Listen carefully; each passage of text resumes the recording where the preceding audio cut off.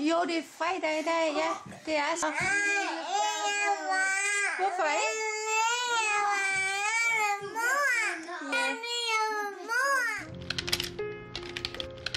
Dette er historien om kvinder i et hemmeligt netværk. Det er simpelthen en katastrofe, at den der mail er åben, og det hele ligger, så deres eksmænd kan se det nu. Kvinder, som har fået børn med mænd, de i mange tilfælde oplever som pædofile eller psykopater eller voldsmænd. Vi ryger så afsted i ambulance, og Peter er stadig i politibil. Kvinder, som derfor vil beskytte børn mod deres far. Jeg var mentalt forberedt på, at jeg skulle i spjældet i dag. Kvinder, der siger, at forældreansvarsloven ikke duer. Vi bliver nødt til at lave den lov om. Det gør vi bare. Fordi den skader børnene. Hvordan kan man tvinge et anstændigt menneske til at samarbejde om overgreb på sit eget barn? Og kvinder, som derfor er parate til at gå under jorden eller flygte til udlandet. Og hvis det er, så vil du være klar over, at du ikke kan rejse tilbage igen. Det er jeg godt klar over.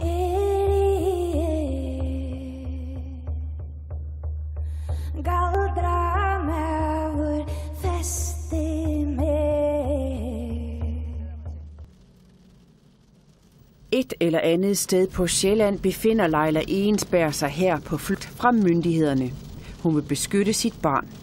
Jeg er på vej ud til en veninde, hvor vi skal sove i nat. Nogle venner, vi har. Vi overnatter jo, hvor det passer med, vi skal være, ikke? Så vi kan jo være de steder, hvor vi kan være, der kan vi jo blive. Det er jo ikke noget med, at vi behøver at flytte. Men det er jo belastende at lægge andre mennesker til last ved at være i deres hjem hele tiden og ikke at have sine egne rytmer. Hun er en af de få kvinder, som tør at stå frem, men mange andre lever som hende på flugt fra myndighederne. Rigtig mange af dem vil hjertens gerne stå frem, men de er så angste for konsekvenserne og de eftervirkninger, der kan komme af det. Og det synes jeg synes ikke, jeg havde lyst til at stå frem. Det har jeg også sagt før. Men jeg er også nået til, at jeg har et netværk og en familie og så videre, der gør, at jeg har en opbakning både hjemmefra, men også fra mit nære netværk. Også fra Peter, min mand. Og hvis der ikke er nogen, der står frem, så sker der slet ikke noget. Overhovedet ikke. Den er også til dig. Tusind tak. Ej, hvor er den smuk. Så har du 2 blomster. 1, 2, højre og venstre, sut. I den anden ende af landet, nærmere bestemt Tirstrup på Djursland, Sissel Lyster er præst og står selv i en verserende sag om forældremyndighed og samvær omkring sin yngste datter Signe. Hun er samtidig en af hovedkræfterne bag et hemmeligt netværk for kvinder fra hele Danmark. De kæmper for at ændre på den lov, forældreansvarsloven, som de mener skader deres børn.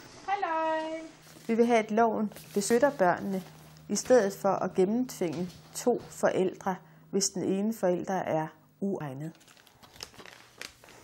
Derfor har hun samlet kvinder og nogle få mænd med samme ønske i netværket.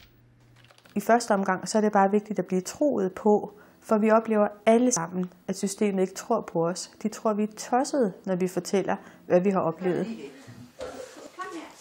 En mor har givet os denne privatoptagelse. Hver fredag har barnet her protesteret højlydt over at skulle på samvær med sin far. Undersøgelser af farens egnethed som forælder viser da også, at han ikke magter opgaven. Alligevel skal barnet udleveres.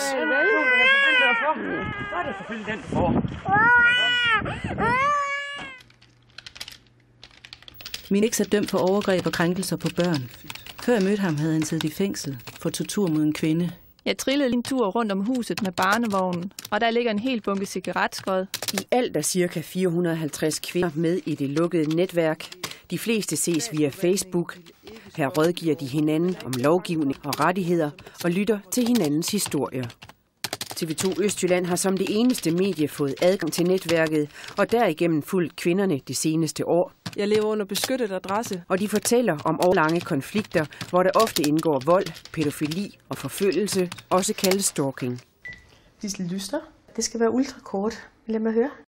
Det er den der mail, der er gruppemailen offentligt. Ja.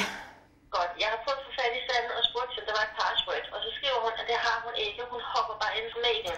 Ja, ved du, jeg har skrevet til Google, at det er simpelthen en katastrofe, at den der mail er åben. Fordi at der er flere, der opgiver deres hemmelige adresser, og der er kvinder, der planlægger flugt til udlandet og alt muligt. Og det hele ligger, så deres eksmænd kan se det nu. Godt, jeg prøver. Okay, tusind tak skal du have. Okay. Og hej. Hvad var det sidste? Jamen, det er lidt en katastrofe. Det handler om, at vi har forskellige netværk her på internettet. Og vores allermest hemmelige netværk, det er det, der hedder Mødrerådet. Vi lukker kun sådan de allermest indvidede ind, altså folk, vi har kendt i mange år, eller flere år, og som har været aktive i kampen mod den her lovgivning. Og nogen bor i Kina, og nogen bor i Australien, og nogen bor i Indien, og nogen bor på hemmelige og beskyttede adresser. Og så Google lige ændrer sine indstillinger, og lige pludselig så er alt bare offentliggjort. Lækagen kan betyde, at kvindernes gemmesteder og flugtplaner bliver afsløret. Jeg har en her, lad os kalde hende Lise. Lise skriver, Pia, hvordan kommer jeg afsted? Hvad skal jeg gøre? Er der nogen af jer derude, der kan hjælpe mig eller tage imod mig og være hjælp? Jeg skal så langt væk, at mit barn ikke bliver udleveret. Hvad vil det sige langt væk? Altså... Udlandet. Udlandet? Ja. Det er den eneste mulighed for at beskytte børnene. Ellers så må man gå under jorden. En mor fra Aarhus fortæller denne historie. Hendes 4-årige datter kommer hjem fra samvær med far. Hun fortæller, at far har haft en finger op i numsen på hende. Numsen er rød, og pigen har ondt. Moren tager datteren på skadestuen. Her opfordrer lægerne hende til at melde sagen til politiet. Hvis ikke hun selv gør det, vil de gøre det. Kvinden, hvis identitet er kendt af TV2 Østjylland, har udleveret sagsakterne til os. Heri fremgår det, at manden tidligere er mistænkt for incest mod sit ældste barn. En sag, som senere falder på manglende bevis, men som nu styrker kvindens mistanke. Men den nye sag om incest mod datteren falder også, for ved politiafhøringen er den 4-åriges vidneudsagn ikke stærkt nok til at løfte bevisbyrden. Og da statsforvaltningen samtidig holder et møde med faren, hvor han nægter alt, beslutter sagsbehandleren, at samværet mellem datter og far skal fortsætte. Men moren er overbevist om farens skyld, og da statsforvaltningen ikke vil foretage nogen undersøgelser af barnet, tager hun selv kontakt til en børnepsykolog. Efter 7 sessioner med såkaldt legeterapi, begynder pigen at tale. Min far gjorde det kun i gamle dage. Hvad gjorde din far i gamle dage? Stak fingeren op i numsen på mig. Han stak fingeren op i din numse? Ja, men det gør han ikke mere. Nej. Det var kun nogle gange, når han ikke kunne tørre mig ordentligt med papiret. Okay, hvordan tørrer man så med fingeren? Man kører den rundt i numsen. Ud fra disse samtaler skriver psykologen. Det konkluderes, at X's udsagn omkring de omtalte seksuelt krænkende oplevelser med sin far er troværdige. Ud fra min faglige vurdering er det nødvendigt at beskytte X mod, at der kan foregå yderligere seksuelle krænkelser af hende. Men rapporten bliver afvist.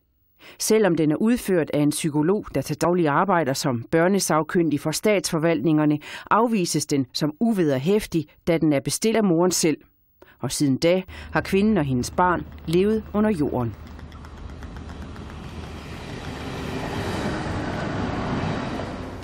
Sissel Lyster er på vej til Hvidovre for at besøge en af mødrene i netværket. Hej. Det var... Hvad var dit første indtryk, da du kom ind i netværket? Jamen, jeg er selvfølgelig overrasket over, at der er så mange. Og at vi er så mange med stort set den samme holdning. Hvor at loven så er et helt andet sted. Man kan have en lov, og så have så mange, der tydeligt viser i klemme. Så skal dine fingre også lige have en tur, ikke? Maria Christiansen og børnenes far fandt hinanden for cirka 10 år siden, og fik på ret kort tid deres 2 drenge, Noah på 9 og Luca på 7. Kan du tage de 2 andre mel, vi også har? Hvor? Dem, der står nede i skabet. Ligesom dem her, bare den der mørke mel, og så den der italienske mel. Det blev først rigtig dårligt, da vi begyndte at få børn sammen. Parret skændes højlydt i huset i Hvidovre, og det hele kulminerer, da børnene er 1 og 4 år. Det er så der, hvor han bliver voldelig, rejser sig op og går hen imod mig, der kvæler og løfter mig op fra jorden og råber, om han skal knække min nakke, kælling. Og det råber han flere gange, mens mine børn de ligger ved siden af og græder, og Nora går helt i panik og skriger og sådan ting. Jeg kan slet ikke stoppe ham. Altså, jeg kan jo heller ikke gøre noget, jeg hænger jo bare der. Og i det Peter så slipper, så tager jeg min dreng og løber ud på vejen. Og der er så nogen, der åbenbart har hørt noget, gjort et eller andet, fordi der er både politi og ambulance, og Gry er så afsted i ambulance, og Peter er afsted i politibil. Her slutter det fælles familieliv. Maria Christiansens eksmand får en betinget dom for vold af særlig farlig karakter for at have forsøgt at kvæle sin kone. I løbet af de næste 2 år lever Maria Christiansen under jorden og nægter at udlevere sine børn til deres far. Det er helt at gå imod ens egen natur og skal stå og skal aflevere ens kæreste eje til ens dæmon. Så er det selvfølgelig den bord. Skal du tage den? Ja, det vil jeg.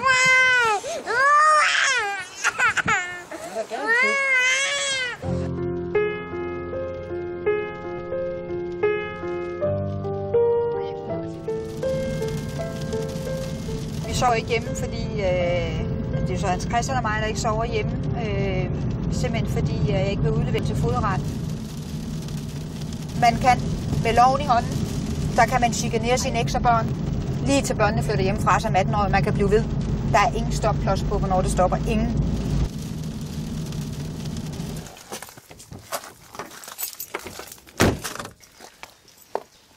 Dem, der har huset her, skal på camping her i weekenden. Så de er igennem.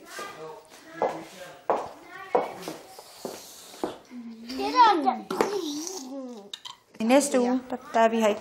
Der låner jeg campingvogn i familien. Familien har en campingvogn, så kan det godt være, at vi bor i nærheden, så vi kommer på bil og sådan noget. Hvor længe bliver du her? Kun til i morgen. Altså her kommer vi jævnligt, ikke? Men vi er her kun til i morgen, ikke? Hvor længe har I levet på den her måde? Det har vi sådan set gjort mere eller mindre en måned, kan man jo sige, hvor vi har levet på den måde her, ikke? Men uroen er jo startet, siden han kommer hjem den søndag den 7. april og fortæller de ting, hvor vi begge to går i chok. Ja. Kom! Nej, nu går vi ind til dem. Jeg tror ikke, han er ked af det, men han savner sin børnehave og sine venner. Og lige meget hvad. Altså, det er jo heller ikke særlig sjovt på den her måde, vel? Men på hvilken måde? Jamen, at vi sover hos venner. Han er glad for at være her, fordi hans bedste kammerater er her jo ikke også, men det er selvfølgelig ikke samme som at være hjemme. Han mangler ligesom sin dagligdag, almindelige dagligdag, i forhold til, at det ikke er ham, der bliver straffet. Når han kommer og fortæller noget, så er det, i hans verden oplever han det jo som om, at han kommer og fortæller noget, der er sket. Så er det ham, der bliver straffet, fordi for den dag, han tæller Peter og jeg om det, så kommer han jo ikke i børnehave, fordi vi ikke kan risikere, at han bliver afhentet, ikke? Så.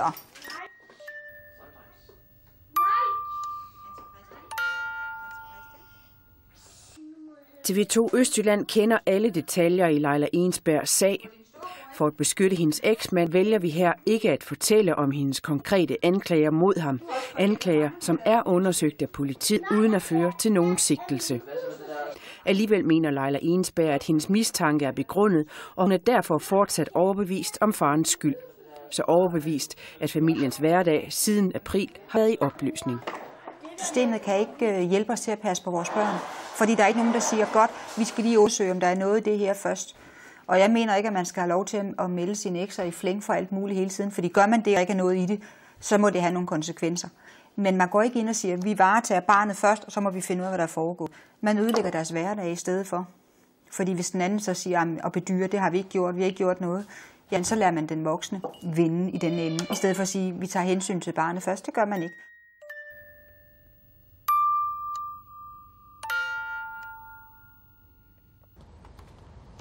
Ask Elklit er professor på Syddansk Universitet. Han forsker i traumepsykologi og udgav tidligere i år en rapport om mødre, der bliver stalket af deres eksmænd. I nogle tilfælde er der forældre, som bruger al deres energi på at ødelægge en anden forælder. Og det vil for mig være et eksempel på en form for forstyrret personlighed, Og det kunne være det, vi kalder psykopati eller antisociale personligheder, som bare tænker på at ødelægge en relation og ikke tænker på at skabe det bedst muligt for sit barn. I rapporten svarer 42% af mødrene, at deres eksmand enten har et registreret misbrug, en strafferetlig dom eller en diagnose som for eksempel personlighedsforstyrrelser. De kvinder, der er udsat for stalking, at de har det rigtig skidt. Vi fandt, at 3/4 af dem de har udviklet posttraumatisk stressforstyrrelse, som er en alvorlig lidelse, som opstår, når man er udsat for noget livstruende, og det har de kvinder her, og det lider de af. Så børnene lider også under det her? Børnene kommer til at betale prisen for det.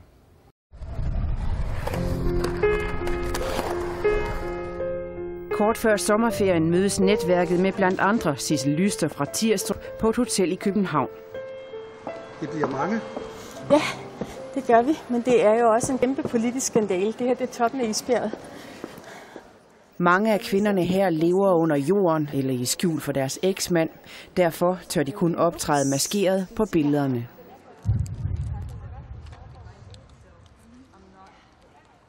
Hello, Sissel. Hello, Sissel. It's nice to meet you finally. Kvinderne har arrangeret et møde med en delegation af politikere fra EU-parlamentet. Jeg tænker, at vores eneste mulighed, det er at gå til udlandet nu og lave larm. Alle de grupper, der prøver at beskytte børn, har været på Christiansborg. Børns vilkår og voldsobservatoriet, og de bliver ikke hørt. Da delegationen var tilbage til Bruxelles, må de konstatere som noget helt uhørt, at ingen af de danske politikere ønskede at møde dem under deres besøg i Danmark. Darum hätte ich mir auch gewünscht, dass zu der Anhörung, die wir gemacht haben, auch dänische Kollegen mit anwesend gewesen wären. Og kritikken af de danske forhold er der også hård. We see the impact of the Danish custody law seems to be disproportionately hard on mothers. In practice, Danish citizens, in particular fathers, have a strong advantage to custody. Es geht Gewalt in der Ehe, das geht auch Gewalt gegen das Kind in der Ehe. Ist natürlich die Kooperationsverpflichtung sehr schwer zu erfüllen. Also wie soll das dann funktionieren? Nach den ganzen Dingen, die da passiert sind, die zur Scheidung geführt haben, kann ich doch mein Kind nicht einfach dem ehemaligen Ehepartner überstellen. Dann ist plötzlich der andere nicht kooperationswillig und dem trifft dann die Schärfe des ganzen Gesetzes. Og i dag er jeg bare så rasende. Tænk sig. Kan du høre mig? Hvad? Kan du høre mig nu? Det er Smilla. Læg på skød. Hun fortalte, at det var helt åbenlyst, at der var meget stor bekymring for hendes søn. Men fogedretten var ligeglad. Stakkels pige og stakkels børn. Man er uskyldig indtil det modsatte er bevist, og det er faktisk børnene, der selv skal løfte den bevisbyrde. Man tror ikke på kvinderne, fordi når man er skilt, så tror man ikke på den bekymrede forælder, så tager man det som partsindlæg. Så forretten har sat mig stævne i dag, og jeg skal aflevere Christian. Ej. Jeg ved ikke, hvad jeg skal sige til det. Jeg er simpelthen så rystet. Jeg har skrevet til Frank Hækkerup. Det hjælper ikke skide, hun har ikke engang svare. Jamen, hun er ligeglad. Jamen, altså, alle politikere er ligeglade. Det kunne du høre der, da vi var til møde med EU-parlamentet, at politikerne siger, at det er bare nogle få kvinder, der brokker sig. Og ved du, hvad politikerne kalder os? De kalder os de klynkende mødre. Kan du høre mig herude? Ja, det kan jeg godt. Og de andre forældre, dem der har stået i det her i 14 år, de siger også, at de ville ønske, at de var flygtet ud af landet. Så jeg kan ikke, altså jeg vil bare ikke stå og... Jeg kan komme tilbage, når han er 18, ikke også? Det var jo også at komme tilbage. Jeg kan komme tilbage om 13,5 år, hvis jeg flytter ud af landet. 13,5 år. Ja, men altså det er klart, at det er ulovligt at rejse ud af landet uden den anden forældres samtykke, når man ikke har fuld forældremyndighed. Så jeg håber, at du tænker godt over det, og hvis det er, så må du være klar over, at du ikke kan rejse tilbage igen. Det er jeg godt klar over. Ja, vi ses. Jeg ved det godt. Jeg ved godt. Det er godt. Ja. Ja.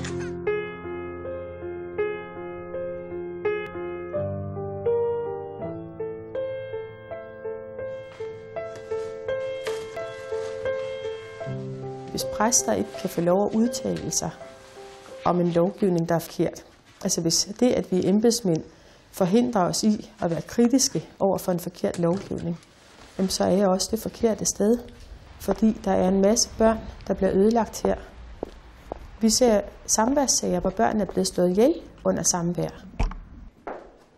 Hvis jeg ikke kæmper imod den her lov, så er det enten fordi jeg er ligeglad eller uvidende. Fordi når man har den her viden, så mener jeg, at man har pligt til at gøre noget. Jeg kan ikke se mig selv i øjnene, hvis ikke jeg gør noget. Det er nu 3 år siden Maria Christiansen opgav at leve under jorden. Mor, skal du have noget at drikke? Siden da har hun mod sin vilje udleveret sine 2 drenge til samvær med faren hver anden weekend. De kom til mig og sagde, at hvis du ikke udleverer til samvær, så tager vi din forældremyndighed. Så det er simpelthen trusler, eller at de rent faktisk gør noget ved det, for at få en til at magte ret. Men du skal jo følge loven mere, ligesom alle andre skal. Det er rigtigt. Men ikke når det gælder sikkerheden om ens børn. Så har man loven i egen hånd. Men sagen stopper ikke her. For i begyndelsen af 2013 sker der igen ændringer i familiens liv. Børnenes far ønsker nu at få mere samvær med børnene, så Nora og Luca også skal overnatte hos ham. Hos Statsforvaltningen Midtjylland i Aarhus behandler man ikke netop disse 2 drenges sager, men lovgivningen er den samme. Hvis barnet har en alder, som gør det muligt, og det er typisk fra skolealderen, starter sig op efter, altid inddrager barnet ved at indkalde barnet til en samtale, så vi får barnets stemme med i sagsoplysningen. Statsforvaltningen Hovedstaden inviterer da også Nora ind til en samtale med en børnesagkyndig. Nora siger, at han ikke vil være så lang tid hos sin far, og at han synes, at børnene er der for lang tid. Og senere. Nora oplyses om, at far synes, at det kunne være hyggeligt, hvis børnene var der mere og kunne sove der. Nora siger, at det vil han ikke. I alt 4 gange svarer Nora, at han ikke ønsker at være længere tid hos sin far eller overnatte hos ham. Men et par uger senere blev udvidet samvær alligevel fastsat. Jeg synes, det er underligt, at de vælger at spørge ham omkring, hvad han ønsker, for så at trodse ham og gøre det stik modsatte af, hvad han ønsker. Det virker forkert. Så skulle de ikke have spurgt ham til at starte med. Men hos Statsforvaltningen forklarer man en sådan beslutning med, at barnet ifølge loven har ret til at være sammen med begge sine forældre. Barnets forbindelse med forældrene skal jo søges bevares, og både her og nu, og også med henblik på fremtiden. Så det er jo det mål i sig selv, at barnet skal have et forhold til begge sine forældre. I Noras tilfælde er det altså, ifølge Statsforvaltningen, bedst for ham at være mere sammen med sin far, også selvom han ikke ønsker det. Normalt så siger vi, at hvis en person er blevet voldtaget, en kvinde er blevet voldtaget, så skulle hun holdes væk fra den her voldsmand, og han får forbud mod op, altså der, hvor hun er, og det er meget traumatiserende for hende, hvis hun skal møde ham i retten, fordi hun kan ikke holde ud at møde ham igen, fordi så genoplever hun al den vold, hun har været udsat for. Men fordi der er et biologisk bånd, så selvom den forælder er hamrende uegnet, så skal barnet se den forælder alligevel. Vi vil aldrig nogensinde udsætte voksne for den adfærd. Er det sundt for et barn at være sammen med en, der har slået hans far eller mor ned? Jamen igen, det afhænger af de konkrete omstændigheder. Hvad har der foregået? Har barnet været til stede? Hvordan præger det dagligdagen i barnets hjem osv.? Der er en hel masse omstændigheder, som selvfølgelig skal konkret vurderes. Her hos Børns Vilkår ser man markant anderledes på vold og konflikter. Jeg synes nogle gange, at det her samarbejde, må man erkende, at vi er langt forbi samarbejdet, og nu gælder det om at få et godt liv for de børn, der nu bor sammen med den mor eller far, som de skal bo sammen med. Og så må man altså lukke ned for den anden forælder og sige, at der skal være fred nu. Nu skal de have tid til at få skabt sig et ordentligt familieliv. Derfor har Bente Boserup og Børns Vilkår gennem flere år arbejdet for at forandre den del af loven. Vi har hyldemeter af litteratur fra psykologer, blandt andet, som beskriver, hvordan børn tager skade af konflikter. Så det er ikke fordi, vi behøver at lave flere undersøgelser. Vi ved, at børnene ikke kan tåle det, men vi går ikke ind og tager konsekvensen af det. Og på den måde bliver det jo også et offentligt omsorgsvæsen.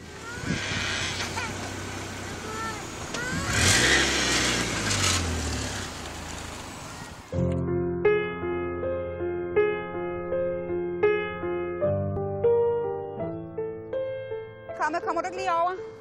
Efter godt 2 måneder under jorden mødes Leila Ensberg og hendes advokat på en parkeringsplads i Holbæk. Vi er på vej ind i Holbæk Fodret, hvor jeg er tilsagt i dag sammen med mine advokater om udlevering af min søn på 4. Drengen er på en skjult adresse. Ham tager nogen, han er meget nært knyttet til sig af. Andet vil jeg ikke sige. Hvis fogeden siger, at du skal udlevere din søn, og du ikke oplyser, hvor han er, og fogeden beder dig om at oplyse det, så kan fogeden sætte dig i forvaring i op til 6 måneder. Det er sådan, loven er. Så det ja, er 6 måneder. Skønsmæssigt præget, kan man sige. Ja, jeg forventer det værste. Jeg har i hvert fald mentalt prøvet at forberede mig på det. På hvad? På at jeg ryger fængsel i dag. Som advokat i familiesager oplever Vivian Jørgensen her igen og igen, at myndighederne sætter samvær med både mor og far højere end børnenes sikkerhed. Hvordan kan man tvinge et anstændigt menneske til at samarbejde om overgreb på sit eget barn? Det kan man ikke. Altså, det bør man ikke gøre. Altså, det er jo i strid med sund fornuft. Han opdager jo først senere i dag, hvis jeg ikke kommer. Men det bliver svært. Hans mor er ligesom hans holdepunkt i livet. Det bliver rigtig svært. Så, ja. Jeg håber virkelig ikke, at han tager skade. Virkelig. Jeg har jo måttet vælge mellem pest og kolera. Så jeg satte så meget, meget stærkt på, at han klarer det.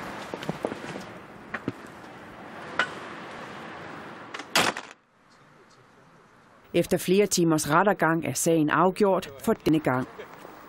For fogedretten vælger at vente på et klagesvar i Ankestyrelsen, og derfor udsættes hele retssagen i 3 uger. Jeg ved ikke, hvad jeg skal sige.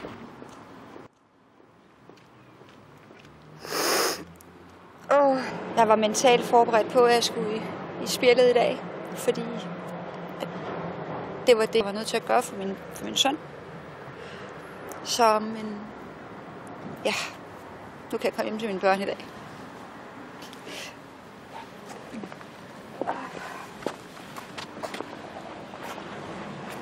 Det er en meget svær situation, synes jeg, og jeg synes ikke, vi kan være det bekendt i Danmark. Vi bliver nødt til at lave den lov om. Det gør vi bare.